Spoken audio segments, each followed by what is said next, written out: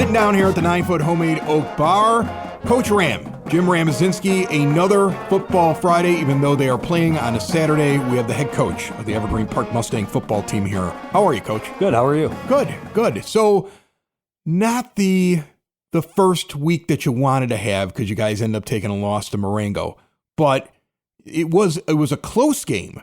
And so I'm sure you learned some things from it. What were your initial impressions of that first game? Well, with any loss, we were all disappointed. The entire team, coaches, watching it happen there, you're kind of like, when are we going to pick this up and finish this game off? And we just didn't, we just got outplayed.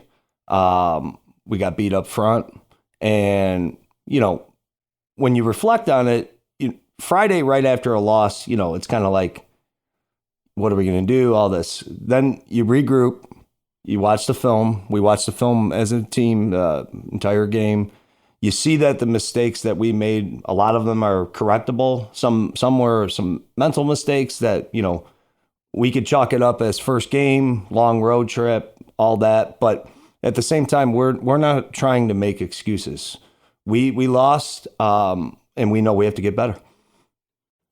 First points of the season is a safety. Mm-hmm. Is that because you had 6 kids move on to play college ball? You've got a little bit of turnover in the team, and it's the first time they get live action, and you may have some inexperience. Like, you see a safety as the first thing that happens where the other team gets one against you, gets possession of the ball. What happened there? Yeah, we kicked the ball off. We ended up getting a stop on defense. I think they got 1 first down that first series. They punted the ball. This is how football goes. It's a combination of mistakes that lead to something like a safety. We are receiving the punt. We do not fair catch it. It rolls down to, probably about the 10-yard line. Our offense gets on the field. We struggle a little bit early, go 3 and out, go to punt the ball, and our long snapper, who is reliable, was our long snapper last year. He just made a mistake, and I don't blame him personally because mistakes are going to happen. That's not what lost us the game. No, because you get a 10-9 lead at half. Yeah, that's the thing. Like you end up putting more points on the board in the first half, and it's a game. At halftime, you must think like, okay, we've had some mistakes, but we can win this thing. Yeah, absolutely. That's the message we sent. We're winning this game, and we're winning it by not playing nearly to our potential. And if we continue to kind of push it and make sure we're playing up to our standards, this should be a win. But unfortunately, second half came around. We didn't have a good third quarter, and Marengo was able to kind of build a lead, and then we ran out of time. Marengo was able to run 59 plays to our 35, and they didn't average a lot of yards per play. It's just they had such a volume, correct? Yeah, they had a large volume of plays, and we were getting stops. We were putting them in third and long situations. We were doing the right stuff. It's just, once in a while they would get one on us, and they would just extend the drive, and they were ground and pound, and they were running that clock.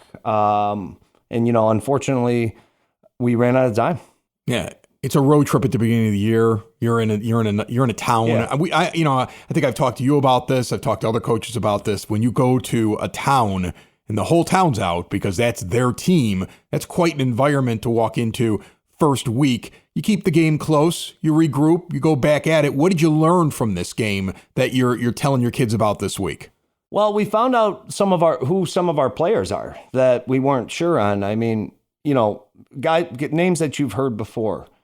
Caleb Kaiser, he came up big, 15 tackles at the free safety position. That you don't see that too often in a high school game. He was coming up really hard, helping us in the run game a ton. Devin Herrera is a name you guys heard before, lineman. He was a defensive lineman who ended up getting an interception for us, sniffed out a screen, and was able to, anytime a D lineman gets an interception, that's kind of a fun moment. On offense, Rowan Smythe, pretty good debut as the Evergreen Park varsity quarterback, threw for 2 touchdowns. And, one of those touchdowns was to Ellis Jackson. The other one was to Arshawn Powell, transfer who came in, very dynamic player and did a really good job for us. Awesome. So there, you found some players. I'm sure you found some things that you're going to end up working on. You got an opponent on a Saturday afternoon, which I would think now that the schedules are always on Friday nights, having to travel to Longwood, do something really odd like, hey, we're getting ready in the morning for an afternoon football game on a Saturday, kind of messes with your schedule. How are you planning for that this week? Well, obviously everybody's aware there'll be a timeline to follow Saturday morning, but like we're not going to look at that as anything that should get in our way, because if we're playing the football that we want to play, if we have the focus that we want our boys to have, this shouldn't be an issue getting up on a Saturday morning, getting to the game. And, if anything, it'll be a good day, because right now we had a good practice yesterday, very good practice, actually. Obviously, I think a lot of our guys and our coaches took a look at ourselves really closely this week and see, what can we do to improve ourselves, help our team. And so far, I see that message has come across to the players, and we're hoping to continue to have a good week of practice. All right, so you look at Longwood now, coming up on a Saturday. What do you know about this team other than what you learned last year when you played them? Because the rosters do change. Your roster changed a little bit. What are you looking at going into this game? They had some very dynamic players last year.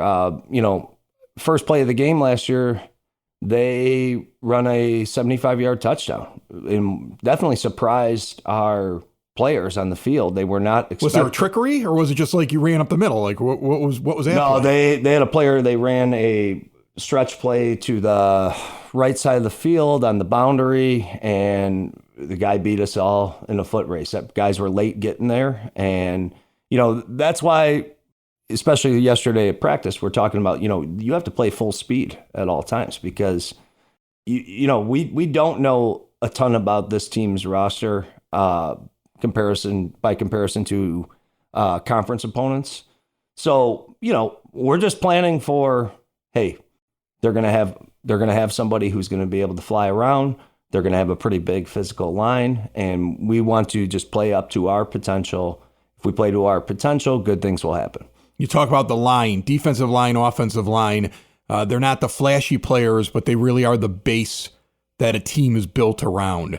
And, again, you get guys that are coming in, guys that are leaving, guys that got bigger, who, maybe all of a sudden in a position that they weren't in last year. Is that an all-year thing you're working on that line? Is it because they have to kind of gel and get used to playing, and that can only come from in-game experience? Well, in-game experience is invaluable for them. The first time together as a unit on offense and defense, you can learn a lot about your team, and you learn a lot about your players, especially, after watching the film. I mean, this sounds cliche, but the truth is we're just trying to improve more and more every day. How can we get our players to play to their best ability at all times? And, like you see different faces coming in. I know this is not lineman related, but, we have a sophomore step up, play linebacker for us this week, kind of an unexpected surprise. And Gavin Wheeler did a great job for us. So you never know who's going to show up. But yeah, of course we work every single day with our offensive and defensive line to get the correct technique, get the correct plays down, and obviously get them moving forward and being physical. You got a lot of two-way players. I know that over there. I would imagine you have two-way linemen. Mm-hmm. And is that a benefit or a detriment to be a two-way lineman? Because you think to yourself, well, they know the moves coming at them. On the other hand, in the heat of the moment, do things get mixed up what they should be doing? Well, it's mostly about conditioning out there. Like if you're going full go O-line and then you're also on the D-line, there is a certain point where you're going to feel it. And we're trying to teach our kids to push through that, to make sure that you're giving your best effort at all times and leaving everything out on the field.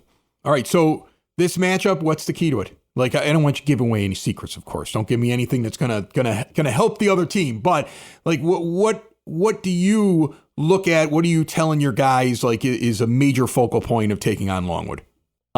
We need to have a fast start. Last week, you need to throw a 70-some yard pass right away. Yeah, we need to have a fast start. We need to, last week we had the lead at half, but we were down 9-0 pretty quick into that game, and it's obviously it's not a good start. It could have an effect on how some people are looking at the game, but we need to have a fast start. We need to, on both sides of the ball, special teams. Everybody's got to be locked in, focused. And if we do that, things should go well. But, again, we got to make sure that everybody is ready to go. Okay. Head coach Jim Ramazinski, Coach Ram, for all the kids out there.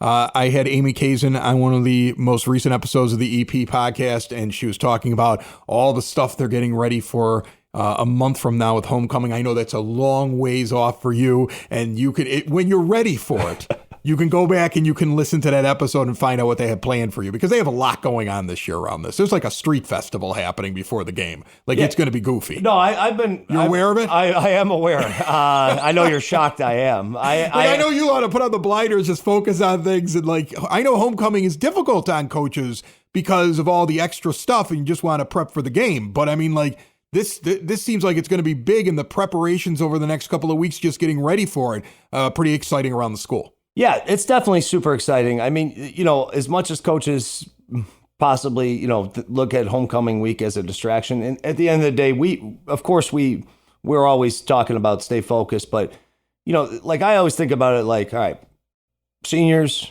last homecoming, of course we want our boys to have fun, have a great experience, and we want the entire school to do that. So we're excited for it. When the time comes, we just got to take care of business between now and then.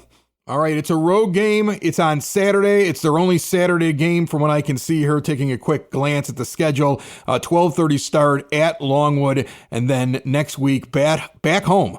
First game of the year at home under the lights on a Friday night against Oak Long, and we will talk before that, Coach Ram, hopefully with a 1-1 record. Hope so.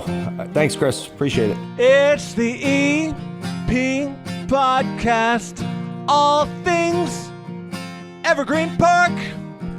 It's the EP Podcast,